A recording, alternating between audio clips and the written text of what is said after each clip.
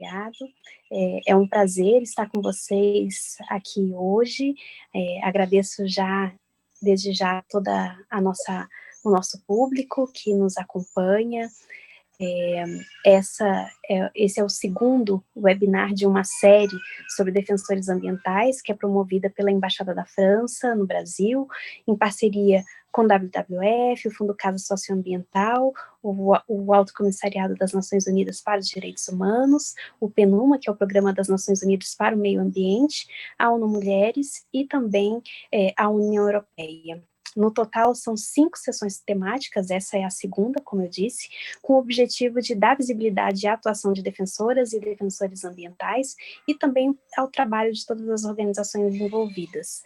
O webinário de hoje, ele abordará defensoras e defensores de direitos ambientais, os seus direitos, os marcos nacionais e internacionais.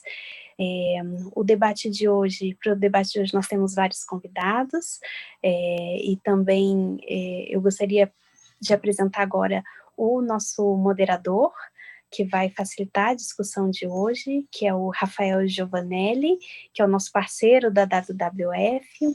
Ele tem formação em filosofia pela USP, é especialista em políticas públicas da WWF Brasil, advogado, mestre em Direito e Desenvolvimento pela Fundação Getúlio Vargas de São Paulo. Então, é com muito prazer que eu imediatamente passo a palavra para o Rafael para moderar a sessão, desejando a todos e todas vocês uma ótima discussão. Obrigado, Ângela. Foi um grande aprendizado trabalhar com vocês esses meses. Queria dar boa tarde a todas as pessoas que nos assistem. Hoje, como a Ângela já adiantou, nós vamos conversar sobre direitos humanos e ambientais na América Latina e no Caribe, uma região que guarda enorme riqueza natural e ampla diversidade étnica e cultural, uma superpotência da biodiversidade, segundo o Programa das Nações Unidas para o Desenvolvimento, e que abriga mais de 40% de todas as espécies de seres vivos da Terra, além de cerca de 1/4 de todas as florestas. A América Latina é também habitada por mais de 1.000 povos e comunidades indígenas, além de quilombolas, ribeirinhos, extrativistas, enfim.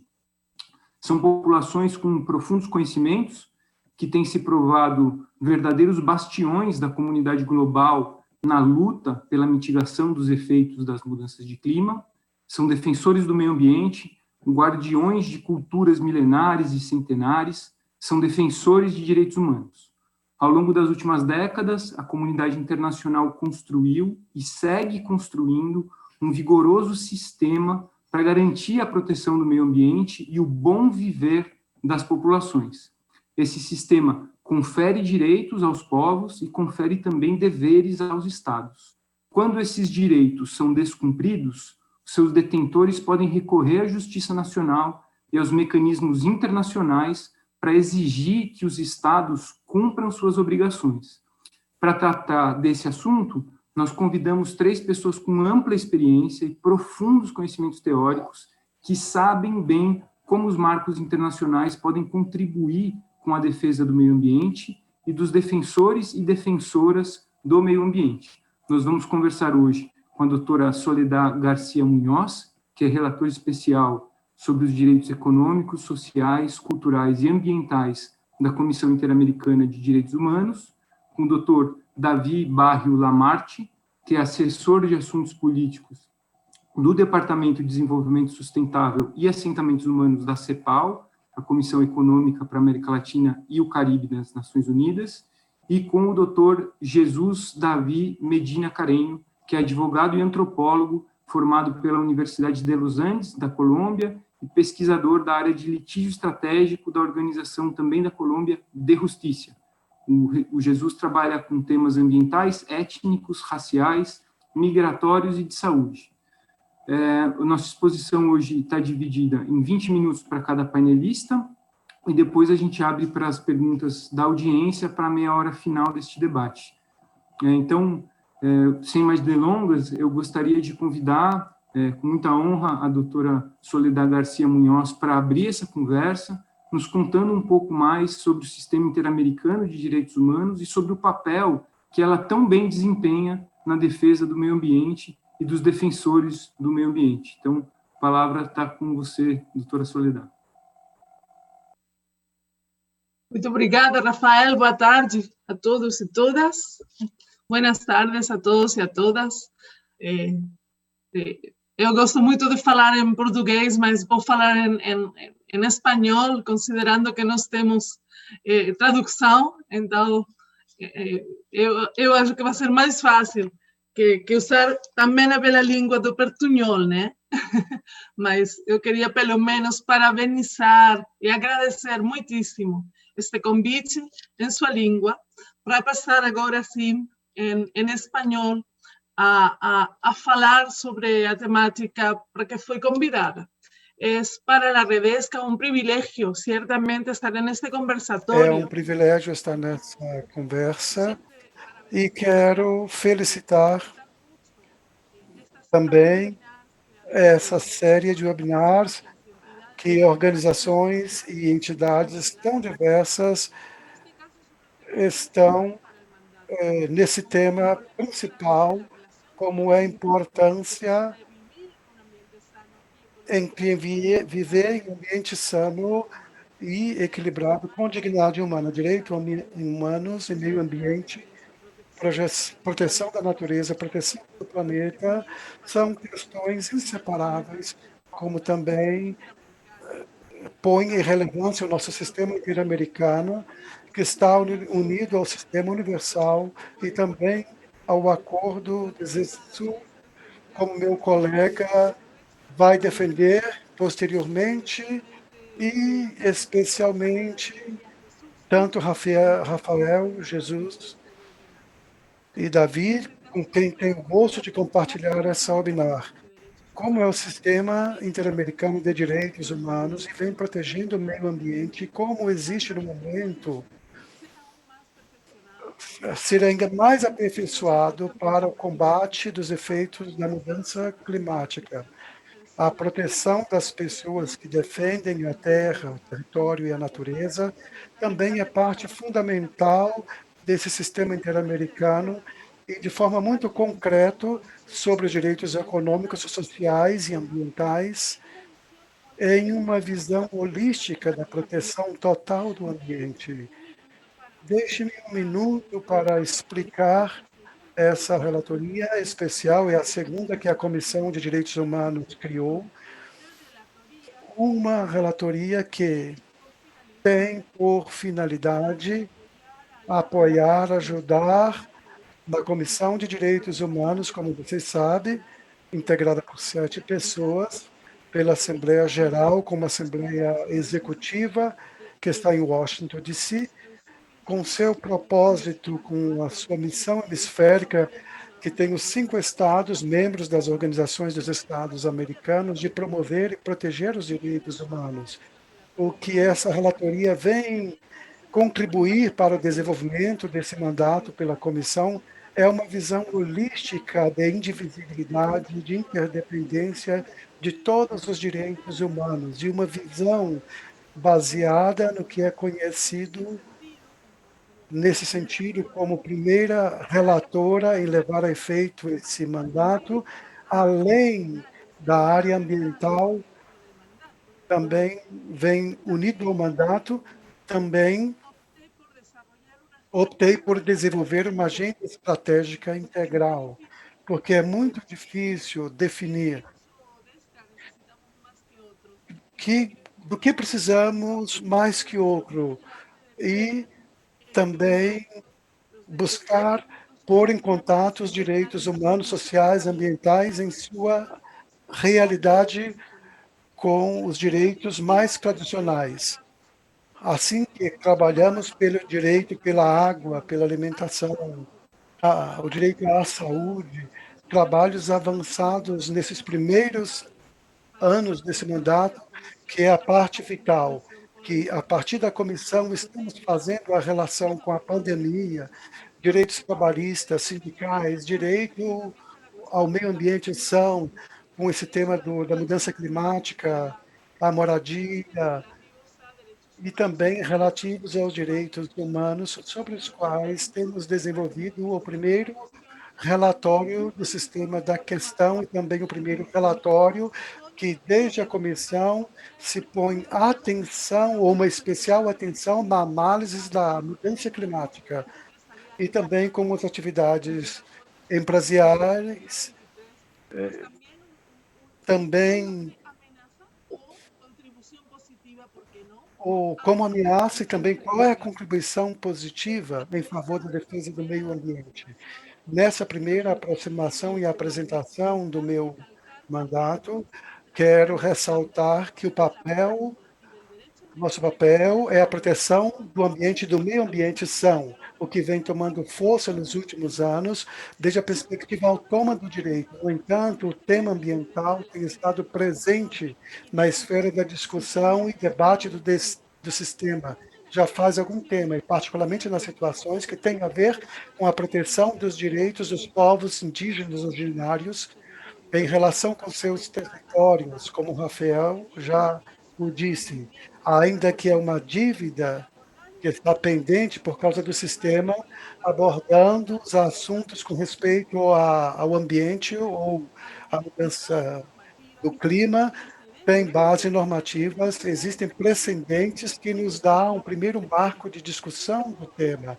Do mesmo modo, na comissão existe uma relatoria temática sobre defensores e defensores dos direitos humanos, o escritório especializado que busca trabalhar de forma específica e também transversal nos temas do mandato com outras sessões da Secretaria Executiva para garantir uma garantia ampla. Assim é que a gente vem tomando com especial preocupação, buscando incrementando atentado a diferentes pessoas que defendem a natureza na região, que por várias circunstâncias foram tratados com violência, coisa que não havíamos visto antes. Nesse relatório Global Witness, falam que somente em 2019, 212 pessoas defensoras da terra e do meio ambiente foram assassinadas na América Latina, frente a 12 na Europa, 55 na Ásia e 7 na África. É um dado que nos traz preocupação, mas se formos a alguns outros países nos quais esses números realmente são alarmantes e parece que também crescentes, eu queria ainda fazer referência a que fatores levou à intensificação da violência que trabalhando com a relatoria dos defensores e defensores, especialmente dentro do nosso trabalho, que é uma prioridade especial também para esse segundo mandato que estou iniciando, sobre os efeitos da mudança climática e também as garantias dos direitos humanos. Assim sendo, é muito importante e estamos fazendo chamados junto à comissão para que os países do hemisfério ou a América Latina e o Caribe, os 33 que formam, ratificam e assinem esse acordo de Escazú, porque é um instrumento para seus padrões e oferecem maior transparência para a tomada de decisões que vem afetando o meio ambiente e também traz garantias específicas para a proteção dos defensores e defensoras da terra.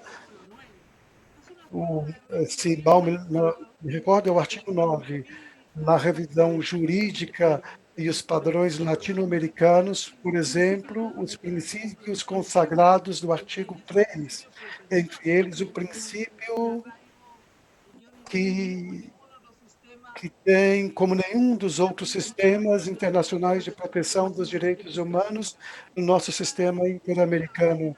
Para transmitir essa base normativa, não podemos deixar de mencionar o direito do meio ambiente sadio, que está no artigo 11 do Protocolo de São Salvador, do qual o Brasil também é parte, indica claramente o rol de cada estado, as obrigações principais de cada estado, e diz que toda pessoa tem direito de viver no meio ambiente são e contar com serviços públicos básicos, e o Estado tem que e dar a proteção e o melhoramento do meio Também ambiente. E também podemos podemos referir falar da Carta Interamericana, cujo preâmbulo estabelece que o ambiente são indispensável para o desenvolvimento integral do ser humano, que contribui para a democracia e o desenvolvimento político.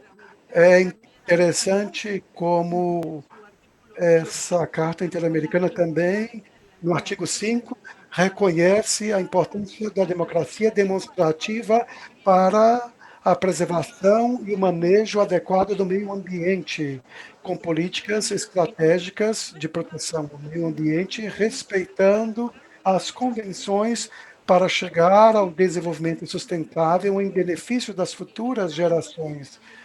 A Carta Interamericana, dessa forma, aponta também nesse tripé dos direitos humanos, a democracia e o desenvolvimento sustentável como um conjunto de apostas que são imprescindíveis em qualquer um dos estados para que, de forma efetiva, a dignidade humana se torne uma realidade e também a proteção do meio ambiente.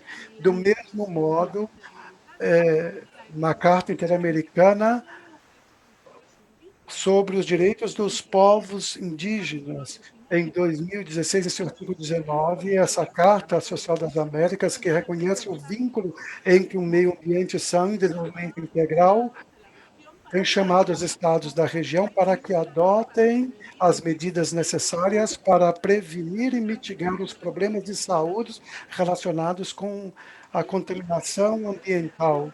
E a jurisprudência da Corte Interamericana, não podemos deixar de destacar ali no artigo 23 de 2017 dessa Corte, que esse é o momento do primeiro pronunciamento por parte do Sistema Interamericano, que faz uma análise em profundidade sobre os estados em favor de um ambiente são dentro do Sistema Interamericano, e também havia aí um espaço de conversação com a juventude chilena e falávamos como muitas das obrigações estão agora postas nesse acordo de Cassur e estão unidas às obrigações já em vigor, tanto no sistema interamericano, como no sistema universal, como nos próprios marcos nacionais e constitucionais de nossos estados. Como o Acordo de Escazú vem consolidar todo esse acervo jurídico interamericano, e é bem importante, serve de base exatamente para os trabalhos da relatoria, que estamos avançando em temas concretos que têm a ver com a mudança climática, porque é uma emergência, sem dúvida, que estamos fazendo frente como humanidade, também como região. A opinião,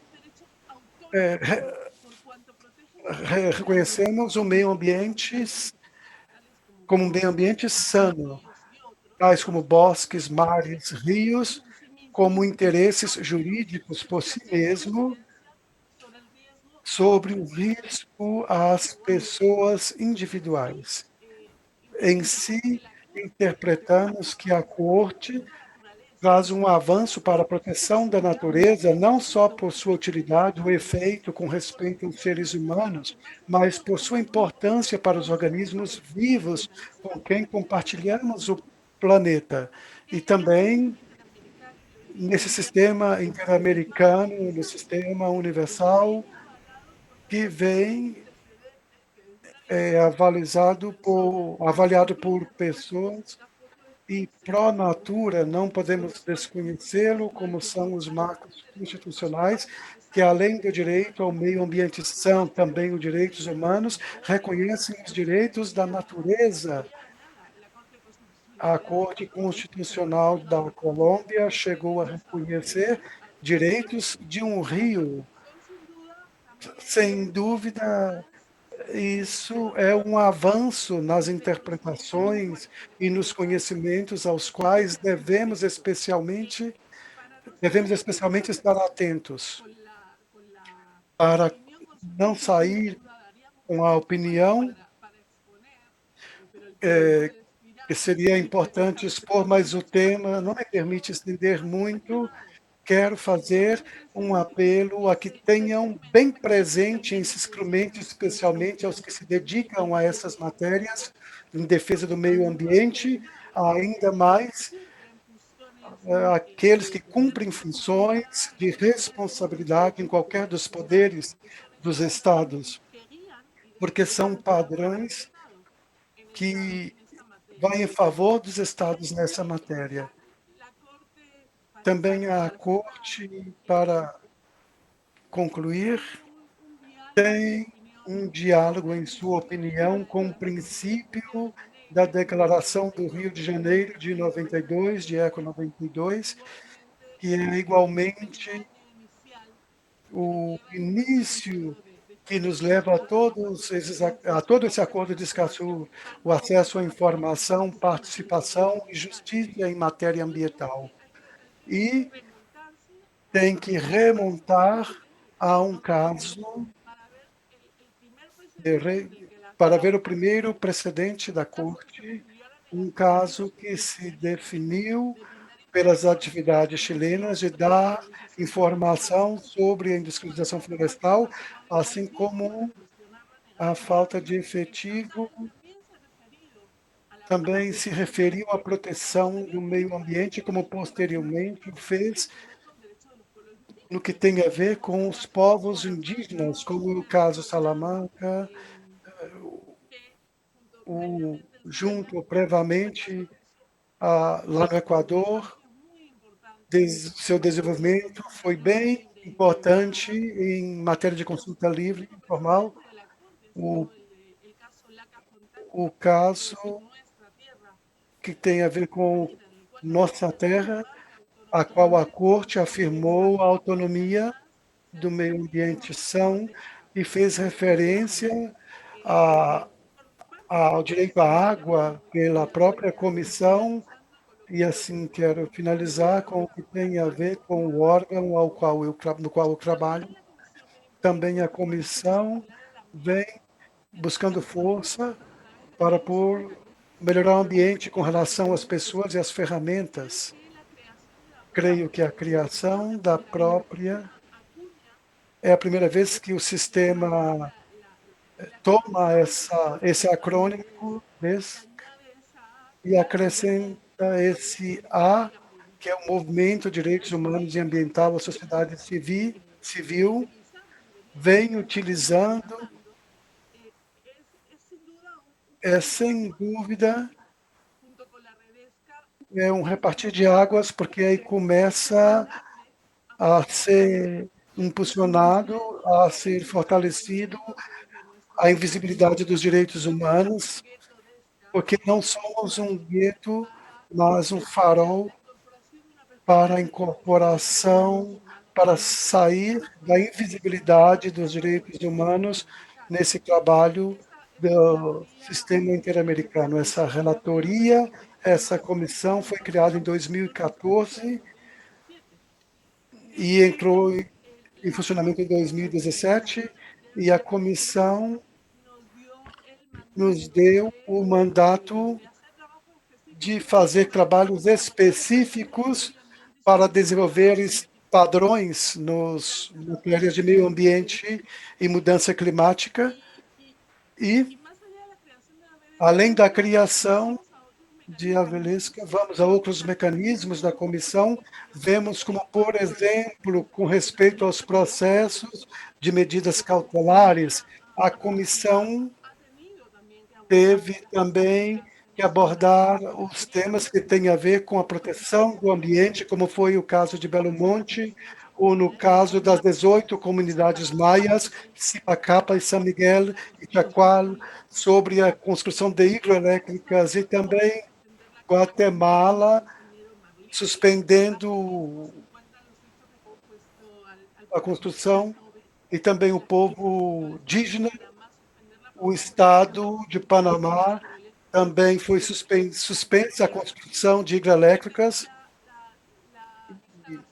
A instalação da relatoria, entramos também em novas medidas cautelares que temos trabalhado junto à equipe de medidas cautelares da comissão, que finalmente é quem as adota, e também quem entrou em jogo esse trabalho importante de proteção do ambiente, de direito humano à água e também do direito humano à saúde.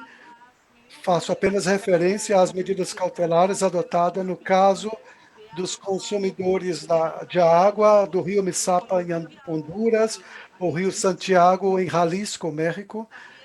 Também no sistema de petições e no sistema de casos, tem muito ainda, muito por fazer nesse sentido, mas queremos recordar que todos os casos que vêm ao sistema têm passado pela corte e ainda tem alguns casos que podem nos dar lugar a estabelecer medidas especiais de proteção, no caso particular de padrões. E, para finalizar também, essa questão da mudança climática, avançamos através de medidas sistemáticas de saber quais as preocupações da sociedade civil, dos estados, no relatório dos direitos humanos, e me sinto obrigado a trabalhar nesse tema, porque tem um tratamento específico de quais são os problemas principais que identificamos com empresas e com respeito a direitos humanos, com respeito aos coletivos em vulnerabilidade, os defensores e defensoras de direitos humanos, bem como da terra, do meio ambiente e do território. Por isso, quero fazer uma menção especial sobre esse relatório, sobre direitos humanos, sobre a Amazônia, que tem a ver com o tema sobre o qual estamos aqui, no marco das ações que estamos levando à frente nessa pandemia, que é uma situação crítica também em termos ambientais, porque a crise sanitária, sem dúvida, aumenta ainda a crise econômica e social e ambiental que já vivíamos, e essa pandemia ainda piora. Estamos nesse mandato com muita preocupação por essas situações que estamos identificando em vários países e também com o relatório especial das Nações Unidas. Nesse sentido, fizemos um comunicado importante, conjunto com o relator, chamando aos estados a que, em tempos de pandemia, o lugar de afrouxar, de diminuir os padrões de proteção do meio ambiente, os mesmos devem ser reforçados e que não devemos esquecer que essa situação da pandemia tem causas sugêneres que não podem ser desconhecidas. Eu acho que se impõe como nunca refletir e, mais que tudo, atuar nas questões de meio ambiente quanto à necessidade de entender que proteção do ambiente, direitos ambientais, direitos humanos e a democracia, desenvolvimento sustentável um todo. E é nesse sentido, quero fechar definindo que a adoção da indivisibilidade, a noção dos direitos específicos que as pessoas têm, as pessoas que defendem o ambiente e a necessidade de reconhecimento específica dos seus direitos não é capricho das pessoas que defendem o meio ambiente. Eu acho que é um dever ser imperativo, são pessoas que não somente contribuem à defesa particular do projeto no qual estão envolvidos, mas a partir dessa defesa de valores, de bens comuns, naturais, estão contribuindo para a sociedade em seu conjunto. É a minha mensagem de fechamento, agradecendo aqui a oportunidade e assim fico à disposição das instituições que me convocarem para as próximas atividades e encontros. Eles enviam um abraço e muita saúde a todos. Muito obrigado, doutora Soledad. Suas palavras são sempre inspiradoras. Suas palavras... Da comissão, da corte, da relatoria, para a implementação dos direitos humanos, na proteção do meio ambiente, e o que me chama mais atenção é sempre a abordagem holística que a senhora traz para todos os direitos humanos, e nesse sentido, o fortalecimento da democracia ambiental, com o direito de participação, de acesso à informação, de acesso à justiça, parecem ser fundamentais para que a gente consiga defender o meio ambiente e as pessoas.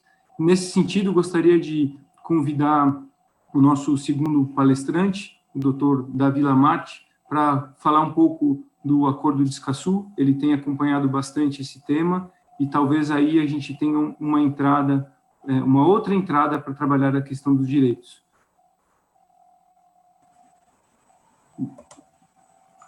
Muito obrigado, Rafael. Eu também, como a senhora Soledade, vou tentar de falar um pouco em portunhol no começo, por respeito, e para expressar minha gratidão e fazer algumas reflexões iniciais. É uma grande honra para mim acompanhá-los esta tarde em nome da Secretaria do Acordo de Escazú, e agradeço aos organizadores o convite para participar desta série de webinars sobre um tema de grande relevância na região, a defesa do meio ambiente.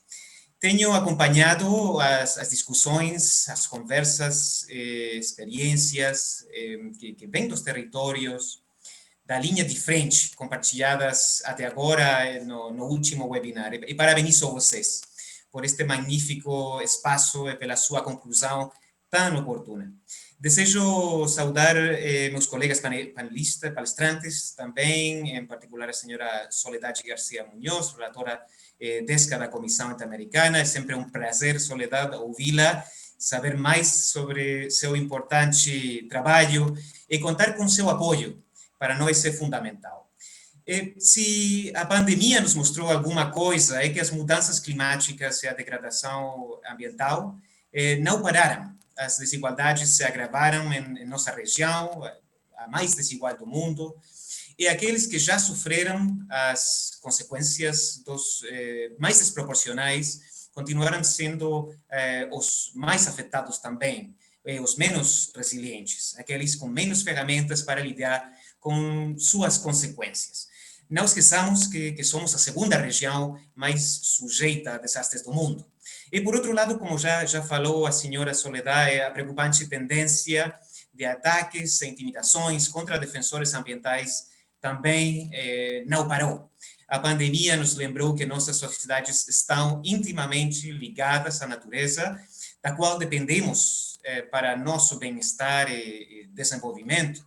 E que, além disso, para que a reconstrução seja duradoura e verdadeira, devemos fazer uso sustentável do nosso capital natural, colocar as pessoas no centro do desenvolvimento. Portanto, defender a quem nos defende, quem protege o nosso meio ambiente e os nossos meios de subsistência e de vida, não é uma opção, é uma obrigação. Essa simbiose entre meio ambiente, economia, cidadania é justamente o que é reforçado pelo Acordo de Escazú. É o primeiro tratado ambiental regional, é o primeiro do mundo, como já se disse, a conter dispositivos específicos para a proteção dos defensores dos direitos humanos em questões ambientais. Não, a esta altura, depois desta introdução, agora voltarei para o espanhol para falar mais especificamente sobre o acordo e vou compartilhar minha tela com uma breve apresentação. Se me permitem alguns minutos, e me confirmam que podem ver a apresentação. Vamos ver. Tá, então o Acordo de Escazú, o Acordo de Escazú, como es un acuerdo que es sinónimo de igualdad, de empoderamiento, de transparencia, de derechos y de protección de las personas que defienden el Proteção ambiente. das pessoas que defendem o ambiente e constitui uma ferramenta especial para enfrentar os problemas que temos, a luta contra o aquecimento, a mudança do clima. E quero dar um panorama geral do acordo antes de entrar a mais detalhes e analisar um dos seus artigos, que são os mais importantes para os e os defensores do meio ambiente na América Latina. A ASCASUR é o Acordo Regional sobre o Acesso à Informação à Participação Pública e Acesso e Assuntos Ambientais na América Latina e Caribe. Foi adotado, como está nessa lâmina, em Costa Rica, e se encontra próxima a entrar em vigor. Temos 22 países que assinaram um acordo e 9 desses 22 já ratificaram. Temos 11 países que entram em vigência e cremos que isso vai acontecer em breve. Tem um tratado ambiental, é o único tratado que surge da Conferência das Nações Unidas sobre, como disse, esse primeiro tratado em suas disposições específicas para a defesa de quem defende o meio ambiente. O secretário-geral das Nações Unidas também assinalou um dos elementos mais importantes, mais sobressalentes deste acordo. Primeiramente, se confirma o valor que tem o multilateralismo para o desenvolvimento sustentável, a ação para a nossa região abordando a temática ambiental. A essência do acordo é combater a desigualdade e garantir os direitos humanos. É o acordo, em cada um dos seus artigos vão ver disposições específicas para proteger e apoiar as pessoas em situação de vulnerabilidade. E ainda reflete os problemas da região e um instrumento poderoso para buscar soluções centradas nas pessoas. O acordo por si busca que esses direitos sejam uma realidade e também, como a senhora relatora disse, no princípio 10 da Declaração do Rio, eu tenho aqui na tela para que vocês possam ver, esses temas estão no centro do desenvolvimento sustentável. Requer a participação de todas as pessoas interessadas e, para isso, se requer também acesso à informação e a oportunidade de recorrer a, a procedimentos administrativos, caso seja necessário. Por que vocês perguntam? É tão importante esse princípio 10 da Declaração do Rio de 1992 e os direitos que esse princípio contém, a informação, a participação e a justiça, é um elemento central para o desenvolvimento sustentável e a defesa ambiental, e é fundamental para a democracia, para uma melhor economia, para uma melhor justiça. Aí vem um dos elementos que reforça esse acordo sobre o princípio 10 na nossa região. Junto com esses elementos, eu gostaria também de chamar a atenção sobre alguns pontos ou elementos essenciais do acordo. Em primeiro lugar, se trata de um acordo que incorpora a dimensão e um enfoque nos direitos humanos. E também os direitos humanos e o meio ambiente. É o que vimos na Agenda 2030, como vem medidas específicas para salvaguardar os direitos de pessoas e grupos em situação de vulnerabilidade. E também cria obrigações para os estados que trabalham não de forma ilhada, mas em cooperação tanto regional como internacional, com padrão comum. Esse primeiro tratado que protege aos defensores tem uma interconexão bem íntima entre os 3 direitos e não pode haver, por si só, apenas um deles no enfoque de direitos humanos, fortalecendo as capacidades. E se vamos à estrutura do acordo, segue uma estrutura que é dos tratados internacionais ambientais, tem 26 artigos mais um anexo e um preâmbulo, e aí vem os 5 pilares que nutrem, dando sustento ao Acordo de Escazú. Primeiro, acesso à informação e logo a participação dos defensores ambientais, o acesso à justiça, e, em quarto lugar, aos defensores de direitos humanos ambientais, e vem uma dimensão que é transversal aos 4 anteriores, que seria o fortalecimento das capacidades. Permita ainda entrar em alguns dos artigos para que todos nossos ouvintes possam conhecer de que se trata o acordo. O primeiro objetivo mostra qual é a intenção que este acordo tem, que não é outra senão garantir a implementação efetiva no direito ao acesso e também pondo foco no verbo implementar, implementação. Não só garantir direitos, mas garantir que seja uma realidade no local, no terreno.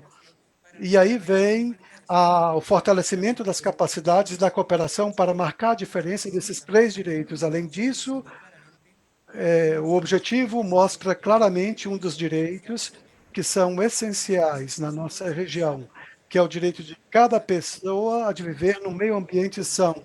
E não só o que habitamos hoje o planeta, mas também para os que virão, para as gerações futuras que incorpora essa dimensão intergeracional e que nos leva a cuidar dos assuntos ambientais.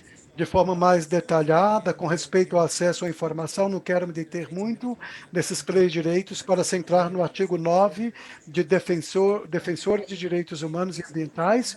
O que é importante é mostrar aqui que nessa informação tem 2 elementos, transparência ativa e transparência passiva. Trata-se de um acordo que busca tanto gerar ou apoiar a informação ambiental e torná-la acessível, que ela esteja à disposição do público para que seja utilizada, para que seja de melhor conhecimento e possam tomar decisões as melhores convenientes para salvaguardar o seu território. O artigo 5.6 tem parâmetros sobre os termos de prazo, formato, custo, assim como elementos de transparência, alertas antecipados e também sobre o estado do meio ambiente, enquanto a participação pública está no artigo 7, engloba tanto atividades e projetos, como ou com impacto significativo no ambiente, no marco nacional, internacional de impacto ambiental e aqueles que têm a ver com ações mais estratégicas, projetos políticos, normas, estratégias, normas. Essa participação deve ser possível nas etapas iniciais. A informação para o público devem ser consideradas, devem ser necessárias, postas em prazos razoáveis. E os processos devem se adequar às características do público, ou seja, deve levar em conta quais são as situações geográficas, econômicas, culturais, de gênero, das pessoas que podem ser afetadas por alguma ação ou por alguma omissão.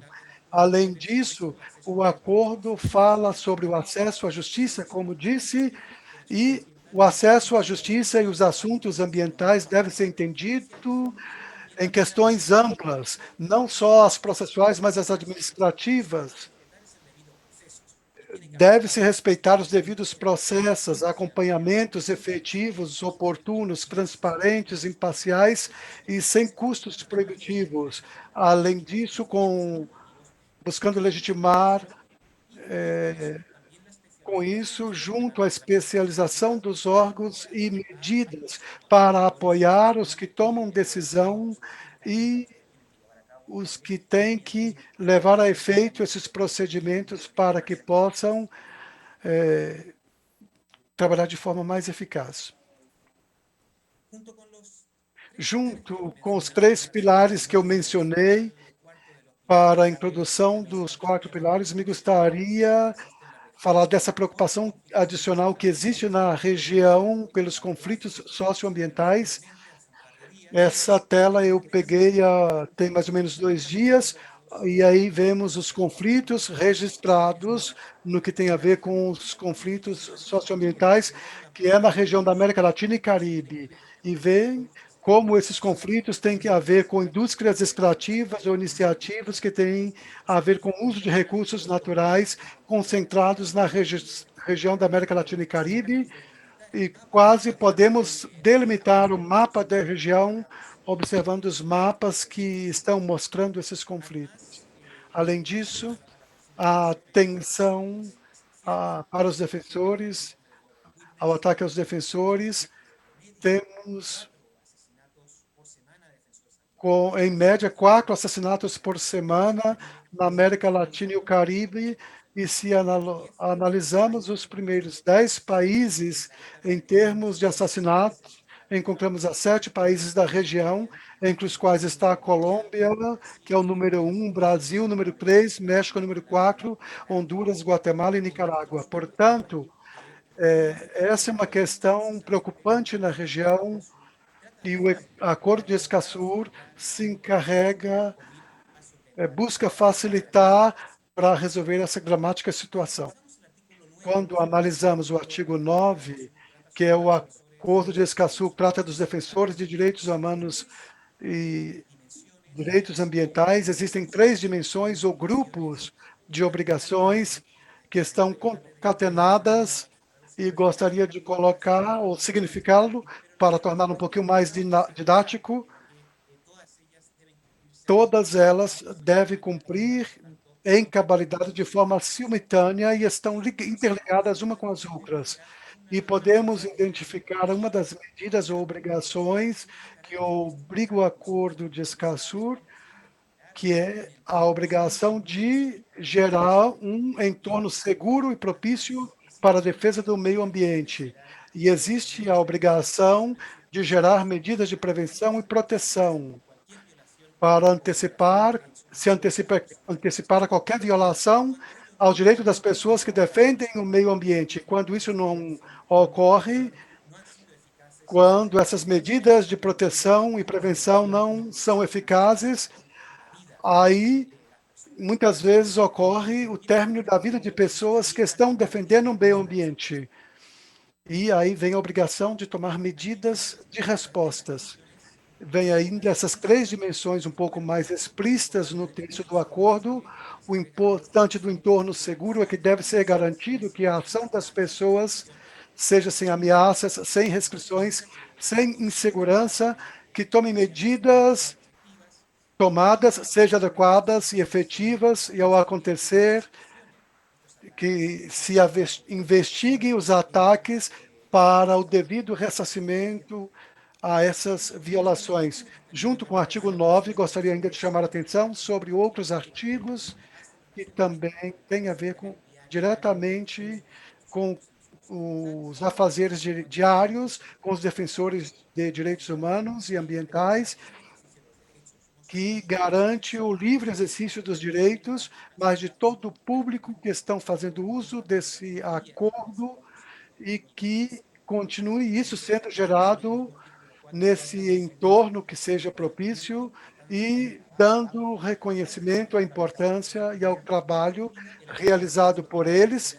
E o artigo 10, com medidas que fortaleçam as capacidades dos defensores. Não vê o artigo 9 de forma isolada, mas observando de forma holística, tomando conta de tudo que nos dá direitos a exercer as funções.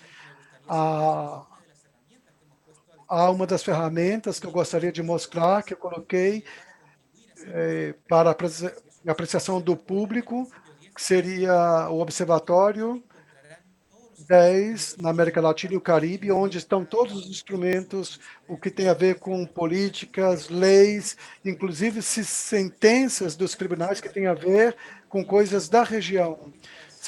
Aí se encontram referências por categorias, tanto temáticas como também por grupos específicos, e verão que também aí tem uma seção sobre defensores ambientais, tem programas na região da América Latina e o Caribe que tem a ver com o resguardo das pessoas que estão na defesa dos direitos humanos e do ambiente. Lhes convido a visitar esse observatório conhecê-lo, usá-lo para maximizar o exercício de seus direitos.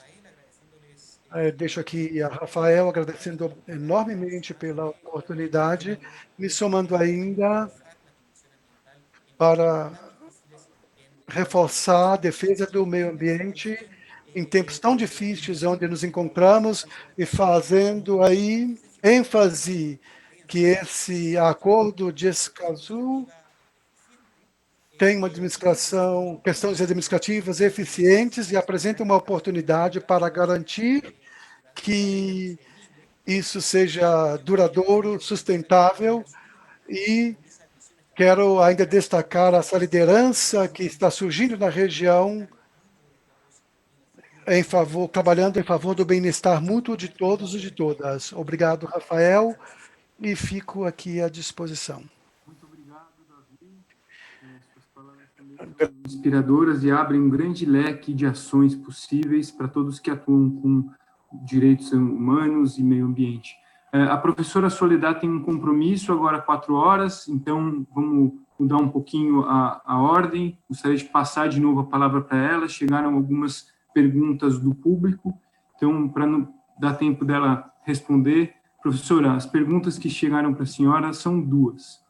A primeira é se o reconhecimento do meio ambiente como um sujeito titular de direitos é um instrumento, um conceito teórico que pode contribuir para a promoção dos direitos humanos nessa visão integrada e holística, pode contribuir para a governança global sobre o clima. E a segunda pergunta, pegando um gancho na apresentação do professor Davi, que mostrou o Atlas da Justiça Ambiental e a pressão sobre as áreas da região, quais são, na opinião da senhora, quais são os principais desafios para a promoção dos direitos humanos na região, considerados dessa forma integrada também como direito à saúde, educação, segurança, meio ambiente saudável, e que caminhos a senhora recomenda para nós que somos defensores de direitos e do meio ambiente? Muito obrigada, primeiro, pelas perguntas. Obrigado pela pergunta. Peço desculpa, principalmente a Jesus. Perdão por pegar o seu horário, mas é que eu não tenho forma de ficar, tenho compromisso. São perguntas que daria um webinar 2, mas vou tentar compartilhar. Com certeza são uma oportunidade também. Nós, como falamos, estamos morando na região mais desigual do planeta. Essa desigualdade está crescendo. A CEPAL, a OIT tem falado... A OIT tem falado de dados que realmente, eu até diria que são aterradores, aterrorizantes.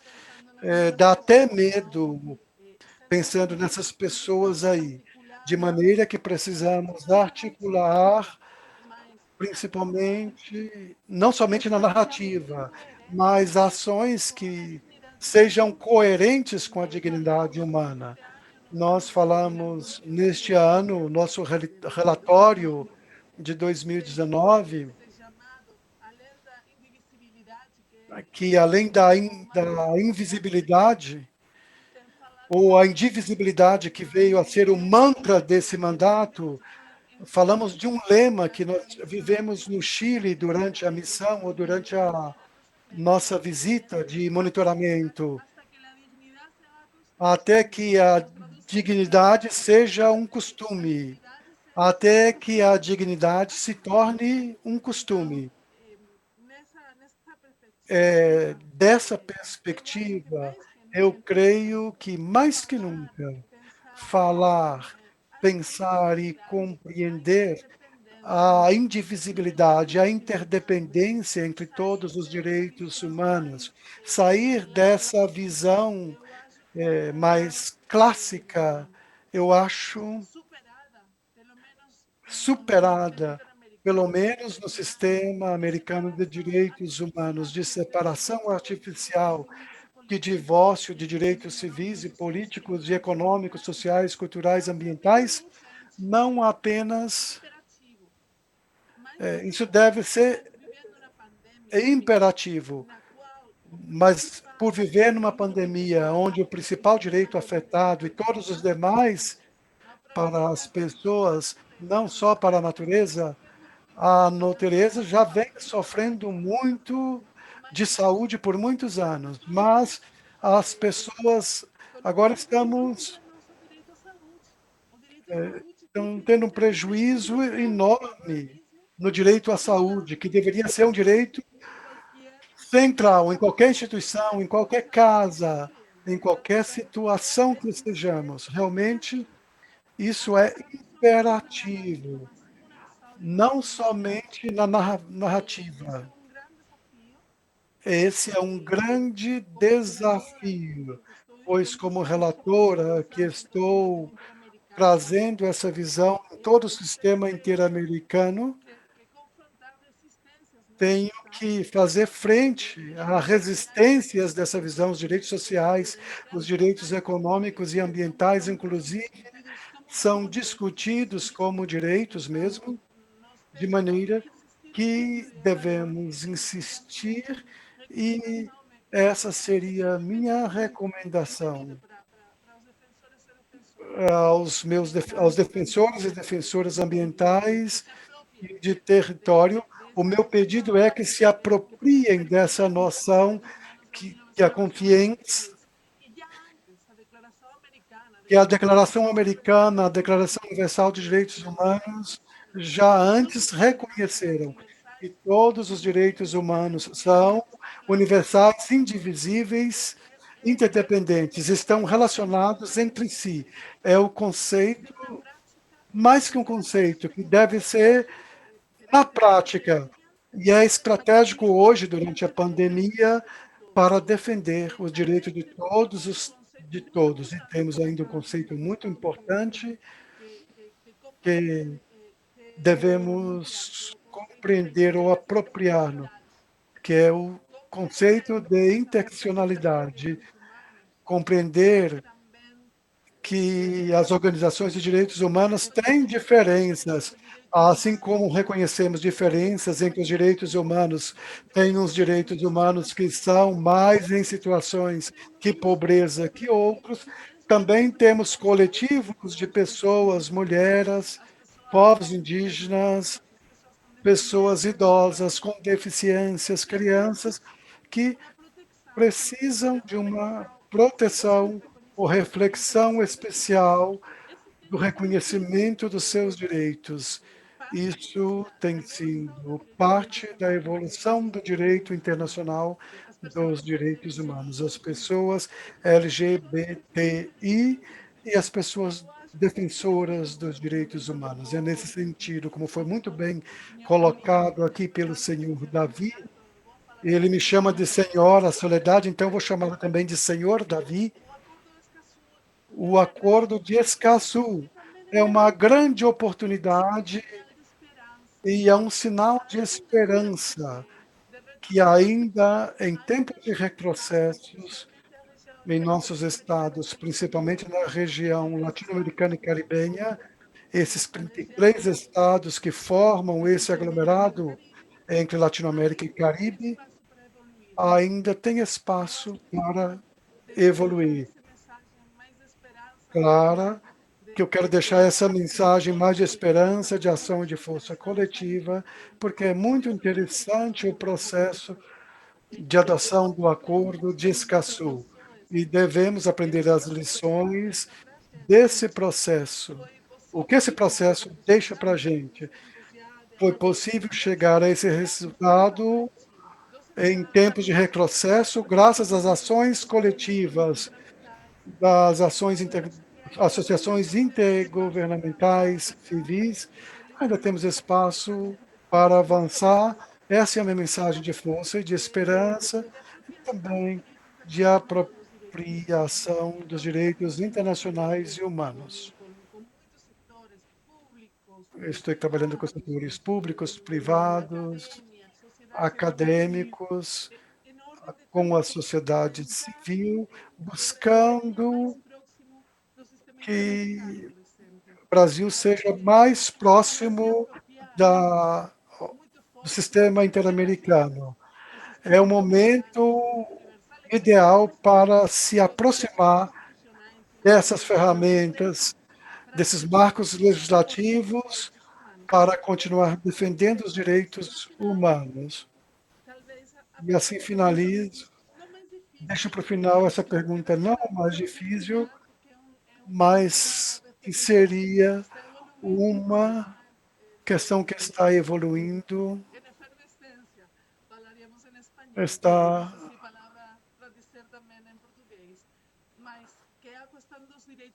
que é a questão dos direitos da natureza. Eu acho que é uma conversa, é uma reflexão que está bem forte nessa região. Com certeza, estamos bem interessados em acompanhar dessas discussões. Já falava que a Corte Interamericana deixa algumas luzes para continuar com essa reflexão, e nós também estamos fazendo a nossa reflexão nos trabalhos que estamos salientando no que tem a ver com algumas instituições parceiras da Colômbia, cooperação internacional, porque cremos que é uma discussão muito importante, abrangente, no momento de emergência climática, no momento de crise ambiental, que combinada com a crise pandêmica, finalmente, falar da importância desse tema das empresas e os direitos humanos. Em nosso relatório, quero convidar para que consultem esse relatório, pois tem a ver com tudo que estamos falando nessa webinar e também com os estados defensores e com as defensoras e defensores dos direitos humanos. Nesse relatório falamos como a comissão defende o direito ao desenvolvimento, com certeza, e como temos que superar essa falsa dicotomia de desenvolvimento e direitos humanos. O desenvolvimento que seja sustentável e que coloque as pessoas, sobretudo as pessoas em situação de vulnerabilidade, em defesa dos direitos ambientais e da natureza, no centro desse desenvolvimento. Temos muito o que fazer e, desde o mandato, estamos à disposição e agradecendo sempre essas oportunidades. Um grande abraço a todos vocês. Obrigado, Jesus, por tua paciência, generosidade. É um prazer sempre compartilhar com Davi, Jesus, contigo e com todas essas instituições tão importantes que me convidaram a um espaço tão importante como esse. Muito obrigado e muita saúde, sobretudo. Graças, doutora Soledad, muitas... Até que nós nos acostumemos com a dignidade, ou até que a gente se acostume com a dignidade. Adorei. Obrigada. Obrigado a senhora. Tchau. Tchau. Muito obrigado. Um abraço. Para a gente dar sequência à nossa conversa, acho que a professora a doutora Soledad deixa vários ganchos, mas um deles que eu acho que o Davi com certeza vai explorar é essa relação dos vários direitos, né? O direito do meio ambiente, o direito a um meio ambiente saudável, o direito à saúde, o direito à vida das gerações presentes e futuras, porque ele foi um dos advogados que acionou a Corte de Justiça da Colômbia com base no Acordo de Paris, que é um tratado internacional, para fazer valer os direitos das gerações futuras e para obrigar o Estado colombiano a ter um plano efetivo para combater o desmatamento na Amazônia. Então, ele vai compartilhar com a gente essa experiência muito rica, que mostra como o direito internacional pode ajudar na prática do dia a dia dos defensores de direito e como também todos esses direitos estão, como a professora bem colocou, relacionados, né, à indivisibilidade dos direitos humanos. Então, por favor, Jesus, você está com a palavra. Tá, muito obrigado, Rafael, muito obrigado também com as pessoas que ficam de trás desta palestra.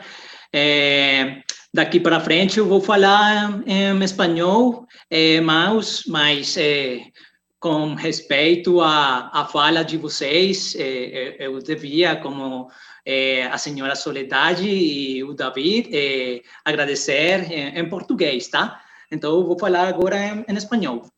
Eu vou compartilhar minha tela. Posso? Tá.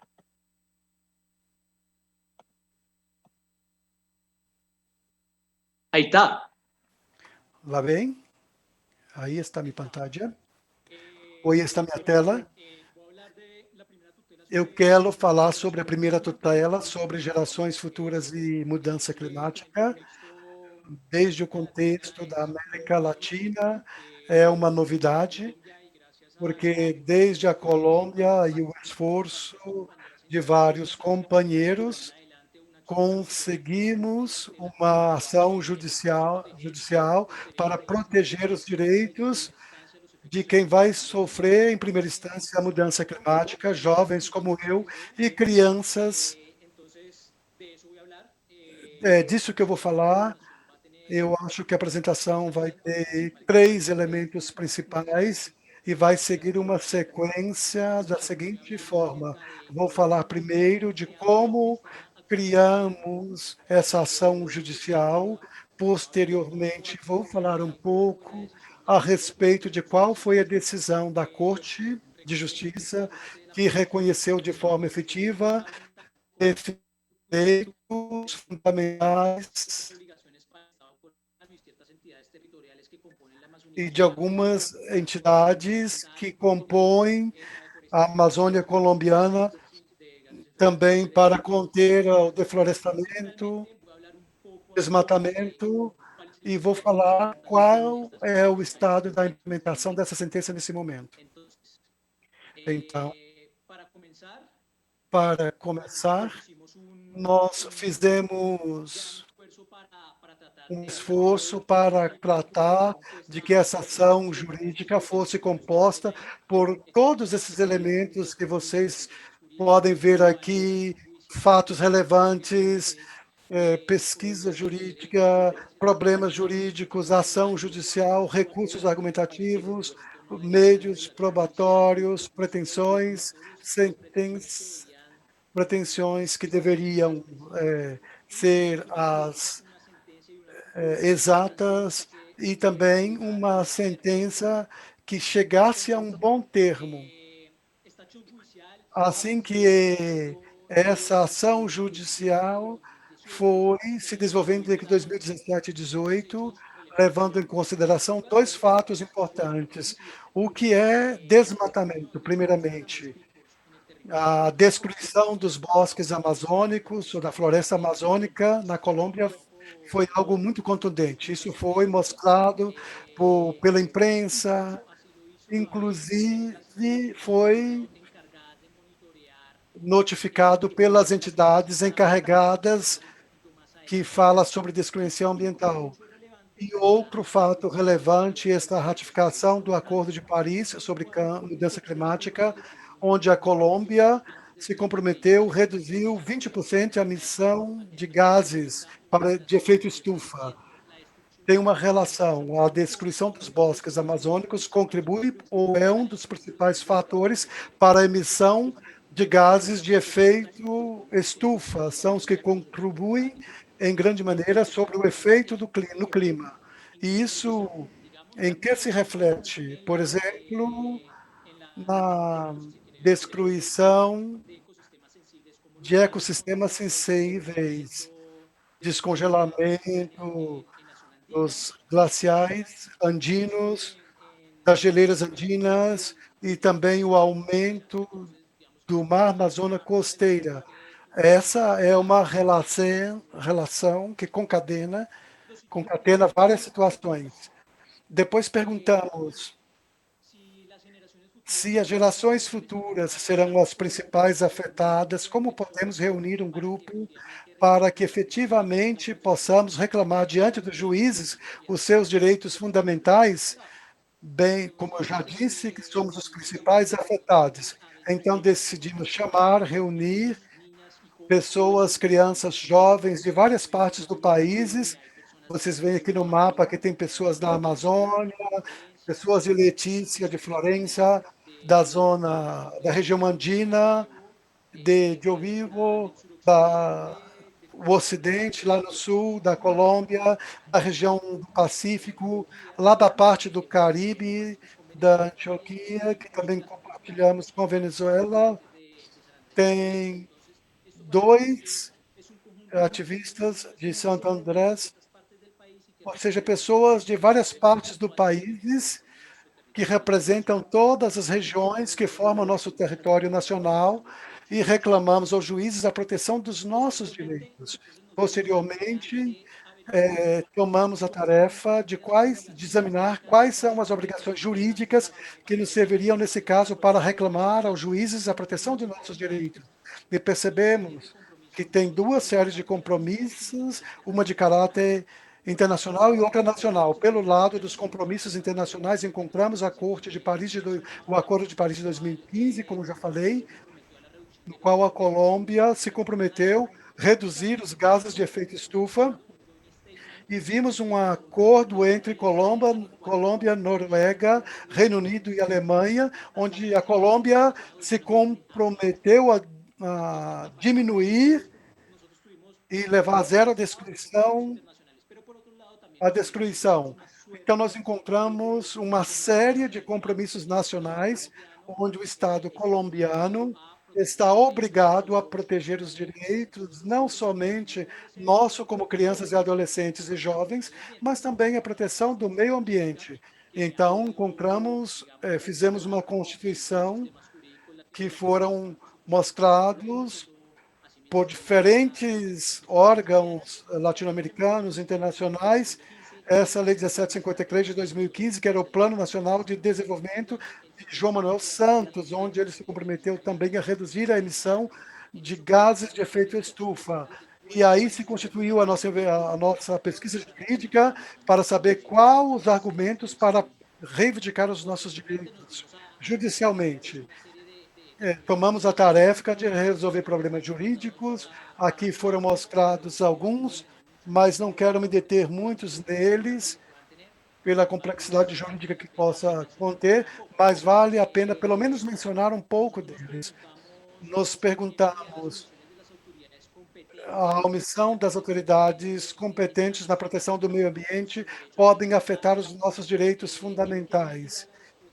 De que forma a exploração do ecossistema amazônico, ou seja, afeta o bem-estar de pessoas do país, gerações futuras, como há uma conexão na defesa dos direitos humanos, meio ambiente, como, vamos dizer, é importante dizer, pois a discussão jurídica que foi levada aos juízes na tutela não foi no sentido abstrato, ou seja, relacionado com o meio ambiente, mas também como a desproteção do meio ambiente afeta os nossos direitos fundamentais.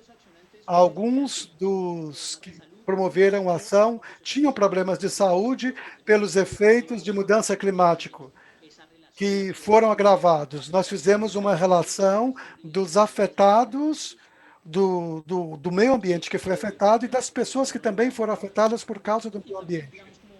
E também, esses são os argumentos que apresentamos nessa tutela, argumentos científicos, o problema grave dos efeitos da mudança climática, o desmatamento, o efeito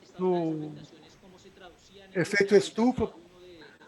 Isso como traz ameaça a cada criança, a cada adolescente que estava participando dessa peça judicial.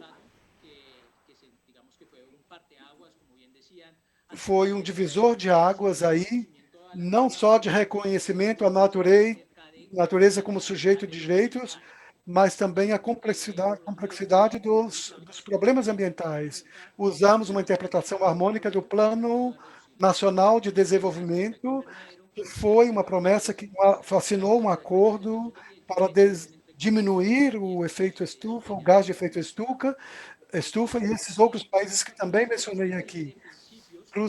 Trouxemos aí uma série de princípios que foram reconhecidos pelo ordenamento jurídico colombiano e também pelo sistema de direitos humanos, o princípio de precaução em matéria ambiental, muito importante.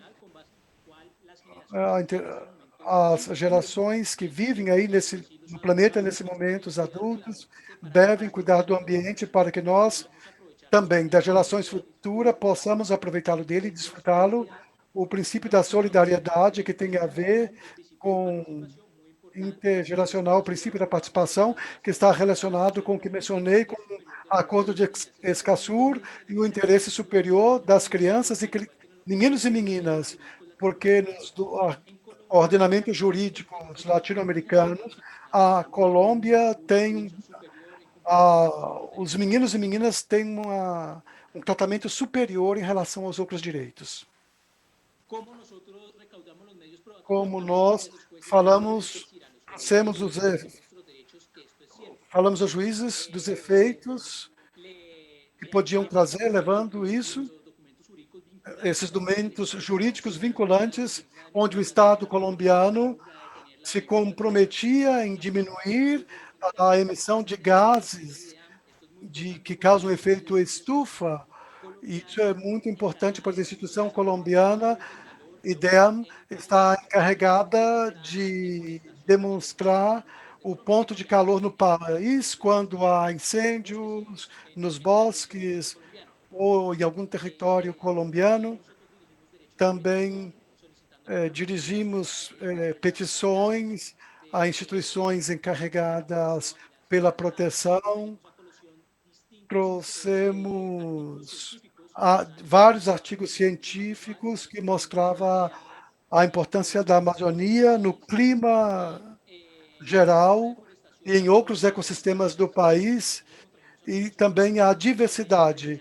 Trouxemos também várias notas de imprensa que falavam dos problemas que a Amazônia estava sofrendo na Colômbia. Dessa forma, nós solicitamos aos juízes várias coisas. Primeiramente, que os direitos da vida, à saúde, à água, que estavam sob ameaça, porque não havia sido levado efeito a ações para cumprir os seus compromissos internacionais e nacionais. E, por outro lado, solicitamos que, para atender essa situação de omissão, se iniciasse um plano de ação para 2020, o que está bem relacionado, se assinasse um acordo intergeracional com as pessoas, com os adultos, com os jovens, com os adolescentes, com crianças, para diminuir o desmatamento e diminuir os gases de efeito de estufa, e também ordenar aos municípios da Amazônia colombiana que atualizassem o POT, dizendo o que pode ser feito e o que não pode ser feito em determinado território. Isso levando em conta os efeitos de mudança climática, que o POT estivesse em concordância para conter o desmatamento amazônico. E uma quarta medida, pedimos uma moratória das principais atividades de desmatamento. E, em quinta, pedimos a promotoria, que leva a juízo as pessoas que estão em delito, que fossem responsabilizados pelas atividades que destruíam os bosques amazônicos. Tudo isso teve um caminho positivo, por quê? Porque em 2018 a Corte Suprema de Justiça reconheceu os nossos direitos. O número da sentença 4360 de 2018. Duas coisas bem importantes devem ser ressaltadas nessa sentença. A primeira, bem relacionado com o caso que foi reconhecer a Amazônia como sujeito de direito. Isso de forma clara, que ela tinha 4 direitos: de proteção, conservação, manutenção e restauração. Isso por um lado.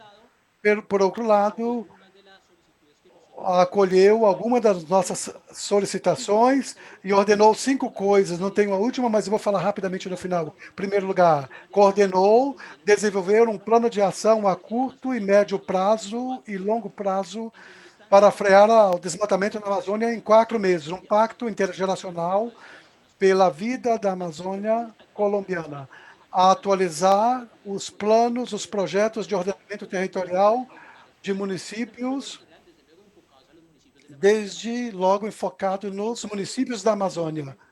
4º lugar, planos de ação para que as corporações autônomas regionais, que são entidades regionais ambientais, possam se adaptar aos efeitos climáticos e combater cada vez mais o desmatamento, que muitas vezes está dentro de sua jurisdição. E a 5ª ordem, a Corte Suprema ordenou uma série de entidades a ativar ações urgentes para pôr fim ao desmatamento. Bem, talvez vou deixar de compartilhar a tela, porque quero falar sobre o que aconteceu depois da implementação da sentença. E o que tem acontecido são 2 coisas. Por um lado, nós vimos uma grave falta de implementação por entidades do Estado. A Corte Suprema de Justiça, no ano passado, entre novembro e outubro e novembro, celebrou uma série de audiências. Foram 2 meses de audiências, onde houve uma participação numerosa de entidades do Estado, organizações da sociedade civil, comunidades indígenas, comunidades negras, comunidades camponesas, inclusive algumas universidades, e pelo que nós percebemos, basicamente que faltava articulações com as entidades obrigadas. Ou seja, vimos que o Estado não faz o que deve ser feito para que as entidades cumpram, coisa que lamentamos muito, porque em algumas oportunidades, e continuam acontecendo em algumas partes da Amazônia, estão utilizando essa sentença para perseguir pessoas que empobreceram, principalmente a camponeses. Muitas vezes o Estado chega a algumas regiões que efetivamente mostram problemas de conservação na Amazônia e estão perseguindo as pessoas que estão cortando o bosque e não vão buscar as pessoas que estão usando eles. E aí nós estivemos nessas audiências, fizemos algumas para que as ações dos estados estejam sobre os motores do desmatamento e não sobre aqueles que buscam sobreviver com um pouco de dinheiro que as pessoas dão a eles, os destruidores dos bosques. Esse caso mostra de forma bem interessante a relação do acesso à justiça com a promoção dos direitos, a defesa do meio ambiente, e aí nisso acho que a gente tem uma conexão bem forte com o Acordo de Escazú, que o Davi tem nos contado mais. Também a relação da transparência, do acesso à informação e da participação, né, tendo em vista as audiências públicas convocadas e também o fato de vocês terem usado informações oficiais para promover a ação, né, para fundamentar a ação. Agora a gente passa para as perguntas. Nós temos várias perguntas aqui de interesse sobre o Acordo de Escazú para o Dr. Davi. São muitas mesmo, então eu vou ler todas aqui, Dr. Davi, e o senhor escolhe quais você acha que faz mais sentido responder nesse momento, né? Mas são 4 perguntas. A primeira é sobre a diferença, né? O que o Acordo de Escazú traz de novo em relação aos outros tratados de direitos humanos. Acho que o senhor já abordou um pouco isso na sua fala, mas se quiser aprofundar um pouco mais. As suas perspectivas sobre as 11 ratificações necessárias para o acordo entrar em vigor, que países o senhor imagina que podem ser os próximos, né? Faltando 2 aí. Uma outra pergunta um pouco mais política, né? Avalia a dimensão global, né? Com o fenômeno da desinformação, fake news, alguns movimentos com tendências autoritárias, críticas à participação social, à transparência de informação. Na sua visão, qual seria a importância do Acordo de Escazú para fazer frente a esse contexto de retração democrática, né? E, por fim, pedindo aqui para o senhor relacionar um pouco, talvez, o acordo de Escazú com a possibilidade dos estados responderem de forma mais efetiva para graves acidentes, né, de empreendimentos, como, por exemplo, o rompimento da barragem de rejeitos minerais que aconteceu no Brasil, ou até mesmo zoonoses e pandemias que se alastrem pela região ou até pelo globo. Como que o acordo de Escazú poderia nos ajudar a fazer frente a isso? Fique à vontade, doutor Davi, para escolher as que você se sente mais confortável para responder. E temos aí mais 15 minutos de debate. O senhor pode falar em 7. Tá, muito obrigado, Rafael. Obrigado pelas perguntas. Talvez vou responder em espanhol para que seja mais fácil para mim. Mas creio que são perguntas Eu acho que são perguntas fundamentais. Eu acho que elas têm a ver diretamente com os assuntos que, em conjunto, estamos tratando a nível regional, com aquilo que afeta o meio ambiente.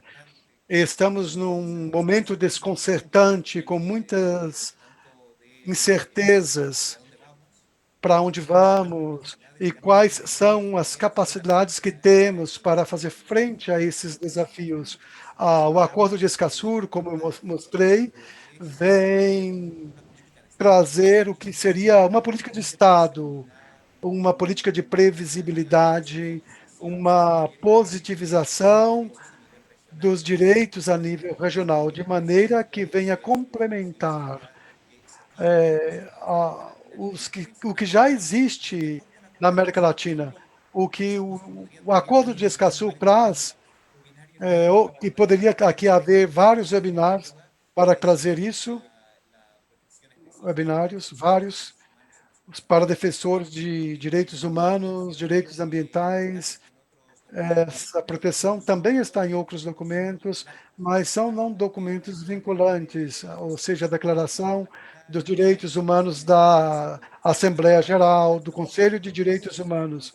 O caso desse tratado está codificado num instrumento chamado de Hardnor, ou seja, um direito duro, um tratado duro, que reforça essa garantia jurídica. Além disso, o que o Acordo de Escazú traz, ela põe as pessoas no centro do tema ambiente. E o Tratado dos Direitos Humanos é mais geral, o dos dois pactos e também o dos grupos específicos, que é outro tratado, mulheres, crianças, pessoas com deficiência. E aqui traz o apoio a grupos de pessoas em situações de vulnerabilidade. Eles possam ter acesso aos direitos e possam superar barreiras para viver em igualdade de condições.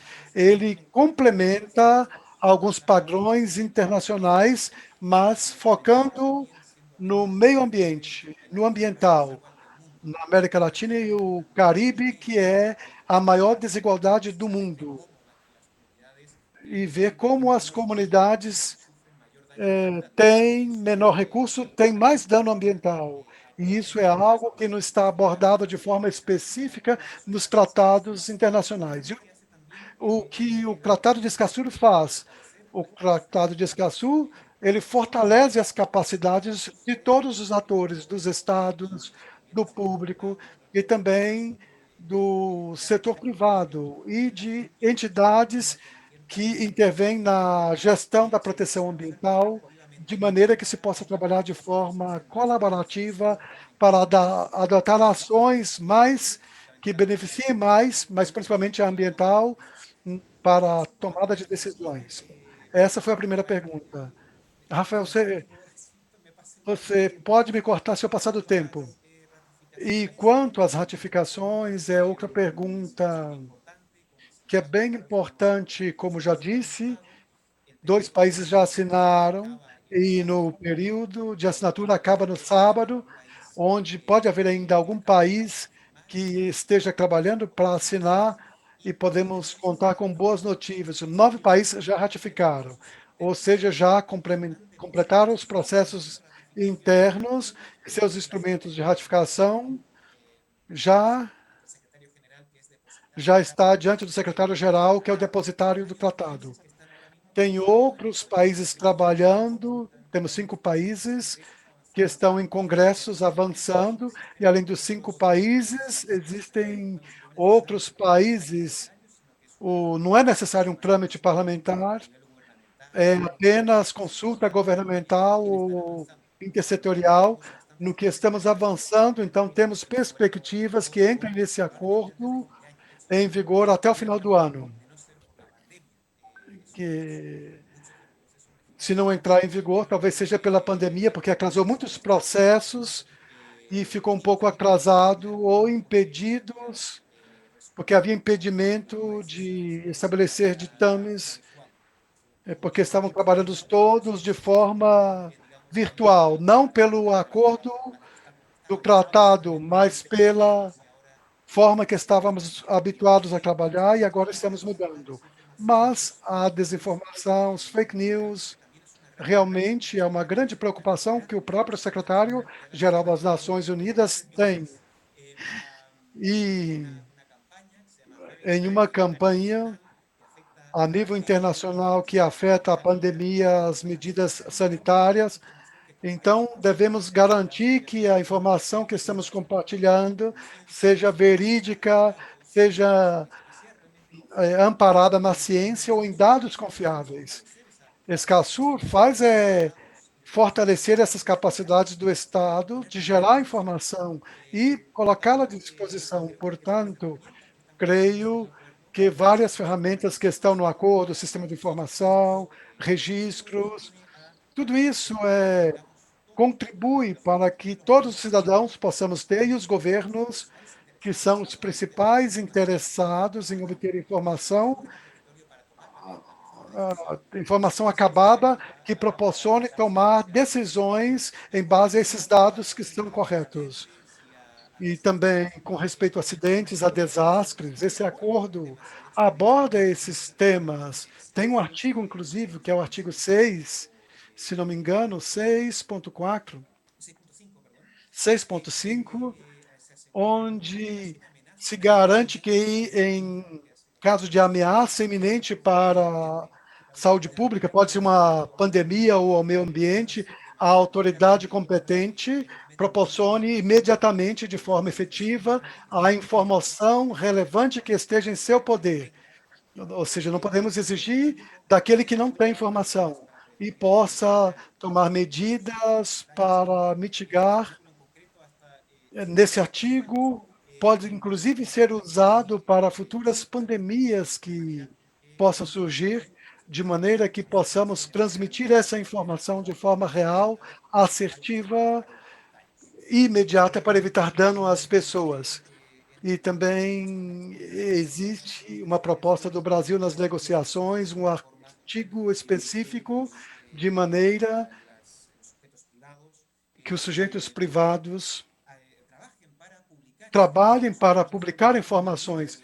É uma obrigação muito dura promover. Quem é advogado sabe a questão da jurisdição, da obrigatoriedade, e que se evite situações como o que aconteceu no Brasil, em Mariana e outras, para, portanto, se antecipar a isso. Eu acho que o próprio governo do Brasil negociou, incorporou e foi acolhido por toda a região esse elemento, para que seja uma orientação que guie a implementação do acordo. Gracias, David. Bueno, yo hablo en portugués porque me cuesta un poco hablar en español, pero gracias, muchas gracias. Sua apresentação deixa claro para todos nós a importância desse acordo entrar em vigor e dos países que ainda não ratificaram, ratificar, para que a democracia ambiental na região seja fortalecida e a gente possa ter processos cada vez mais sólidos de desenvolvimento sustentável, no sentido, talvez até que o Amartya Sen coloca, com as pessoas na frente, gerando capacidades que as pessoas possam definir o caminho das vidas delas, né? Com isso, eu gostaria de passar para o Dr. Jesus. Eu gostaria de... A gente recebeu algumas perguntas para ele também, para ele comentar, do ponto de vista de um acadêmico e de um praticante do direito, como ele enxerga a contribuição que o Acordo de Escazú pode trazer para o trabalho que ele desempenha, e trabalho com comunidades e populações, e também algumas perguntas aqui sobre a tutela, né, a ação climática. Quais foram os principais desafios que vocês estão encontrando agora, depois da decisão, para que a decisão gere efeitos concretos, né? Se você puder abordar esses pontos, Jesus, nós temos 5 minutos e depois disso a gente parte para o encerramento. Listo. Bueno, com respeito certo. Com respeito à primeira pergunta, o Acordo de Escazú é muito importante no cenário da implementação da sentença.